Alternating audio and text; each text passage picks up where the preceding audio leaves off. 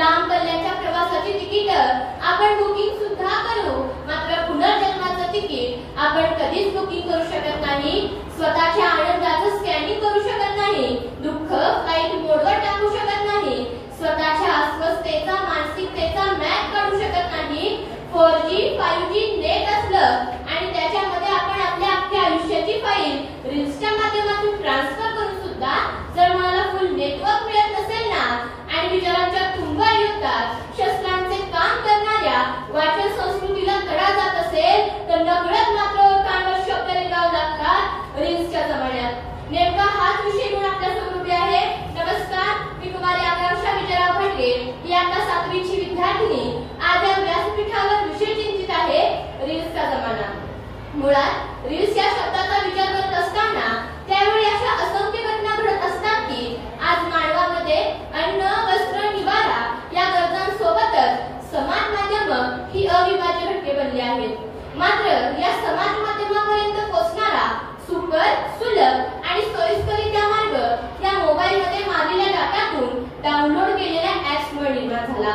मग अगदी इथं राहून संपूर्ण जग पाहण्याची मुभा किंवा अनेक सोयी सुविधा उपलब्ध झाल्यानंतरही ती उपभोगण्याची मानसिकता किंवा स्वतःच्या कलागुणांना वाव देण्यासाठी जे हक्काचं व्यासपीठ मिळालं ना त्या हक्काच्या व्यासपीठाला गती या रील्समुळे निर्माण झाली.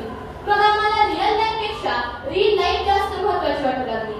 मग अगदी शेजारी असणाऱ्या आईवडिलांशी संवाद साधण्यापेक्षा मोबाईलवरील रील्स बनवण्यासाठी आम्ही जास्त प्राधान्य देऊ लागलो.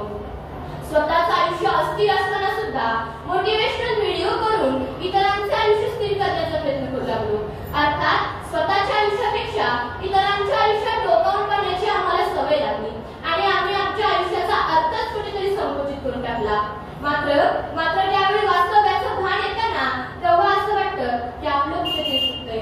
कारण आजही शालेय विद्यार्थी मोबाईलवरील रील्ससाठी लागणारा डाटा संपत आला की पालकांवर रागराग करतात, वेळ प्रसंगी स्वतःचं आयुष्य संपवून घेण्याची टोकाची भूमिका घेतात किंवा आजचे युवक युवती मोबाईलवरील डाटा संपत आला की त्यांची मानसिक अस्वस्थता वाढायला लागते ना तेव्हा अशा साऱ्या विद्यार्थ्यांना मला सांगावंसं वाटतं की 9 महिने पोटात काढून अगदी बालपणाच्या काळात सुसून लागलेलं मातृत्वाचं आयुष्य आणि जन्माला आलेल्या लेकराला मोठे करेपर्यंत भान काढायला पिताचं आयुष्य हे रील्स इतकं स्वस्त किंवा मर्यादित नसतं.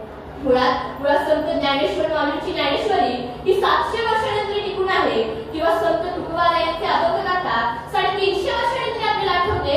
हे साहित्य म्हणजे काळ कितीही पुढे सरकत गेला ना तरीही हे साहित्य आजही आणि उद्याही अबाधित राहणार आहे.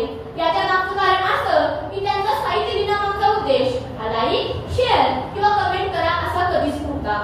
दुर्दैव याचंच वाटतंय की या रील्सच्या नादात आपण वाचन संस्कृतीला कुठेतरी विसरत चाललो आहोत.